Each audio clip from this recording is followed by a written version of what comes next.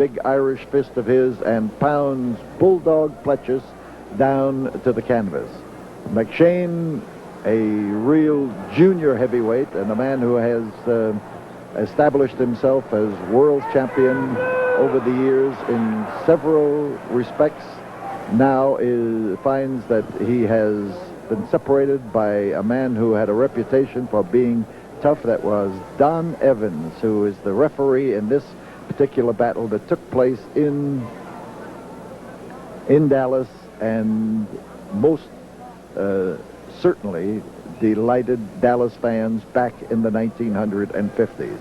McShane at this time was world's junior heavyweight champion, but campaigned not only in the junior heavyweight division, but in among the heavyweights who, like Bulldog Pletchus, who came from Omaha, Nebraska, and was started in wrestling by the famous Dusick brothers.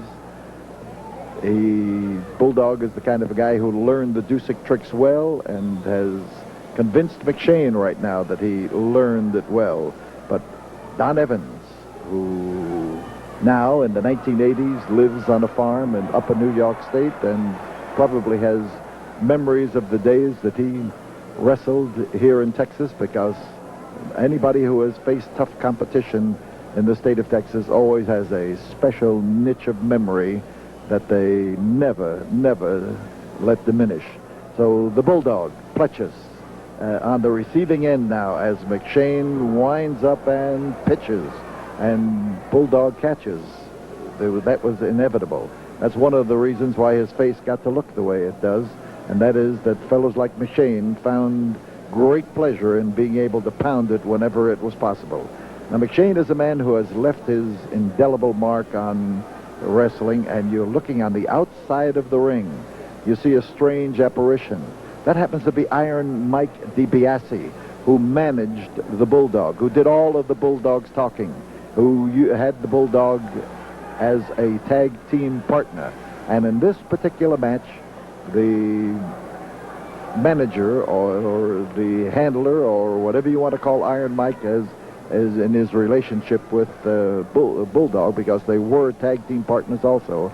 One of the stipulations was that Iron Mike was to wear a straitjacket if indeed he was to be at ringside at all. So you can see that they had a pretty good idea of what Iron Mike was capable of doing. Iron Mike is a man who ended his wrestling career in Texas. He died in the ring in Amarillo when he wrestled a huge individual known as Man Mountain Mike, and who literally fell on Iron Mike and brought about his death in the ring. So the Bulldog being urged on by Iron Mike DiBiase, and I might also point out that Iron Mike's son, Ted DiBiase, is wrestling now in the 1980s and doing extremely well, too.